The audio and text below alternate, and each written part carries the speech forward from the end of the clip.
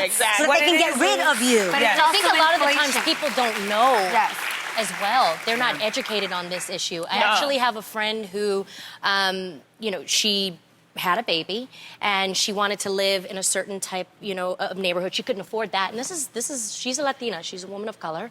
And there was an area that was gentrified and she's like, holy crap, I want a place. I want a place to live and I can afford this place, and she moved in there. But I'm sure she probably has no idea. Like, I'm learning as we are all learning, and I'm sure she has no idea what she just did. Do you see what I'm saying? So But what here's can we the say? difference.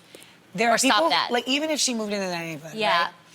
It's different if you move into a neighborhood and you become part of the neighborhood. Okay. You are... You can't fault someone for Yeah, that. like you're like, I moved to Harlem, like in the midst of gentrification, but I was a part of Harlem. I wasn't disrupting the Harlem that was there before. I was working to be a part of enriching that. So make sure.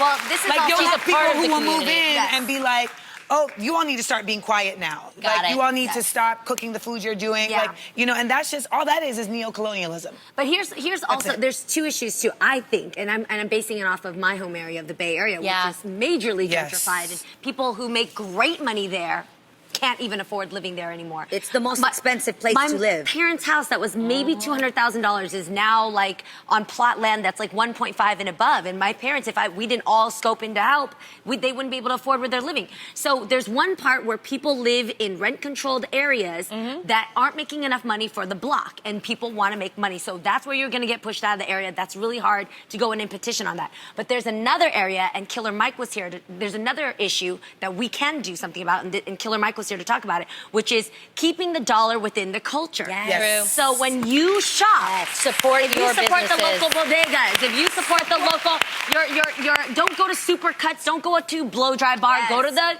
Dominican Mini- spot. Go to Mini- Miladies. Go Yeah. get your nails done at the local spot and support these businesses, help them fight and bring them money so they can save their rent. Yes.